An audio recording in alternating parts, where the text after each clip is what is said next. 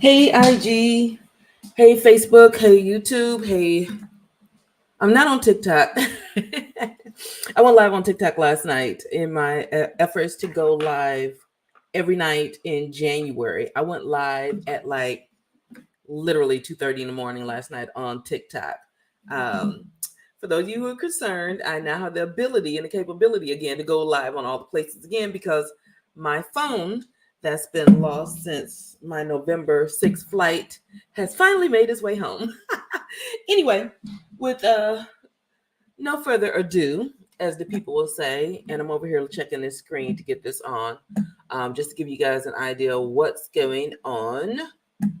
I have a screen over here, but I'm also live on IG over here, as well as various other places here. I had a thought, and as you guys know, I have a lot of random thoughts, and one of my commitments for this month is to get back comfortable in front of the screen and going live and going about the mechanics of it, which sometimes I have these random thoughts and I think they're no big deal thoughts. But then when I share them with the people, someone inevitably says, okay, wow, that was for me. So I'm operating in a season of what I like to call swift obedience.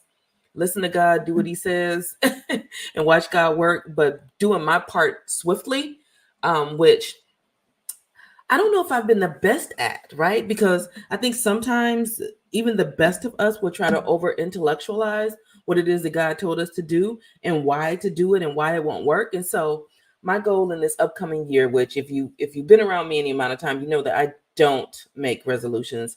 I don't believe in making resolutions, but I do believe in setting intentions and being intentional about how we move and what we do. And one of my intentions is to really be more intentionally obedient. Now, that means I also have to be more um, intentional and create space for the opportunity to hear, but also the opportunity to share those things that come to me as what I like to refer to as random thoughts. So I've had a variety of random thoughts today.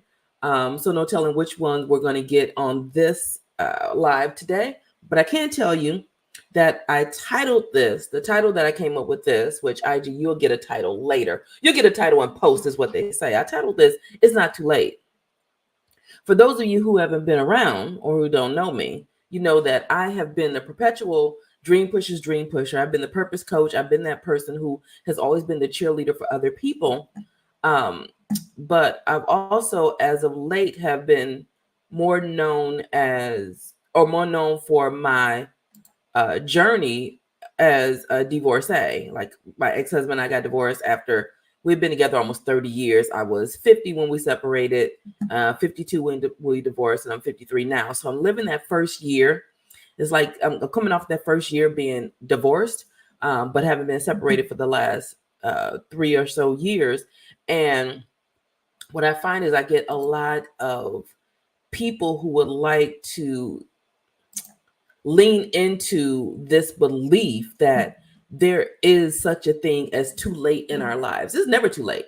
It's never too late for anything. Never too late for anything in our lives. Anything that you desire to do, it's not too late. Actually, I have a friend. I hope she's watching, but I have a friend named Carla, and I was looking on one of her posts, and it might have been in LinkedIn. I can't remember where I saw it, but I glanced at it, and I didn't have an opportunity to really take a look at it. But what I did see was that she was recently at the wedding of her 75-year-old mother. 75-year-old mother. Hey, Element Agape says, I relate. So she was saying that her parents have been together for, over 40 years when her father died, and that her mother met someone in 2023. And at the age of 75, her mother is getting married. Now, I don't know if marriage is the goal for any of the people who are following me. A lot of the people who are following me have some level of instability or unsureness in their relationships or their relationship status. And so a lot of some of the trolls who troll me would like to say that I'm too old and I should have stayed in the relationship that I was in. But here's the thing that I know. Here's the thing that I believe. No, here's the thing that I know. God is a redeemer of time. And so when we step into these areas and we like to put time in our expectation of when things should happen, then we can become very um glued to a misperception about time without recognizing that it's never too late. So for me, right, I've had people say things, wow, you wasted 30 years. You wasted 30 years in a relationship. And I'm like, anytime that I spent on this earth doing anything, whether I was loving, whether I was laughing, whether I was learning, whether I was growing, whether I was surviving, whether I was whatever, there was no waste involved in that. There's nothing that looks like waste if you understand that what's for you is for you. What's for you is for you. And sometimes we have to experience lessons in these seasons that allow us to go faster later. Sometimes we have to slow down to speed up. And so for the people who would like to tell you that it's too late for something, I want you to be very intentional about shutting that voice down. External. Even more importantly, is when you start to tell yourself it's too late to do something or you're too old to do something, you really need to confront that voice. And that's probably the voice that you hear the most, the voice that tells you that you wasted time, you wasted space. And here's the thing, and I almost titled this, tonight I almost titled this, The Reason You Don't Have It. I almost titled this live, The Reason You Don't Have It. And the reason you don't have it, there's a variety of reasons you don't have it, but one of the reasons you don't have it is because you've simply not gone for it. You've not put in the work. You've done the talk about it, but you've not gone for it. The reason you don't have it is not that because it's not available to you, is because you don't believe that it's available to you. And because you don't believe that it's available to you, you don't do it. You don't do the work. You don't step up and do those things that are required of it. And so thereby creating this self-fulfilling prophecy of you not having it, and you making yourself right. One of the reasons you don't have it is you believe you don't have time. I remember talking to my mother several years ago, and I'm looking at this over here. Talking to my mother several years ago. Obviously, it was several years ago. She died 17 years ago, so it was more than that. But I remember her saying something about going to college, right? And she was like, "Oh, if I started college now, I'd be so old when I graduated." And I was like, "Well, you're gonna get that age anyway. Lord willing, if the creek don't rise, right? Lord willing, if the creek don't rise, you're gonna get that age anyway. You may as well get that age and have something to show for it, something that you desired." You see people all the time doing the things that other people have written off as them being too old to do, and because they do it, they're able to live their best lives.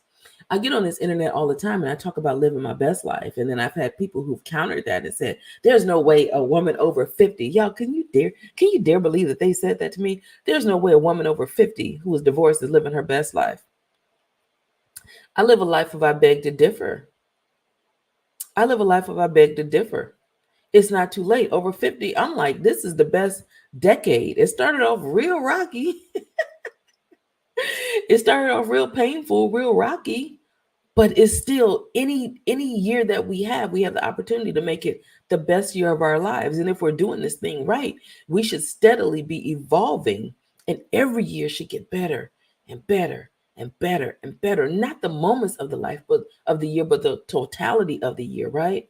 Sometimes that thing that starts off as being a really difficult thing ends up being the thing that makes it the best year ever because of how you recovered and what you learned in that recovery. So for those of you who have, for whatever reason, fallen into the lie of it's too late or you too old, it's not, especially as it relates to healing. I'm in a book club, and it's a book club in, I think it's my first book club. I think it might be my first book club, but I'm in this book club and we're talking about some of these generational wounds, right? These generational hurts, and what it looks like to navigate through that, right? What it looks like to resolve some of those things that generationally we have compounded upon the next generation. Um, and the reality is in order to resolve some of those issues, we have to be willing to do the work. We have to acknowledge our parts in that. We have to extend grace to other people and ourselves.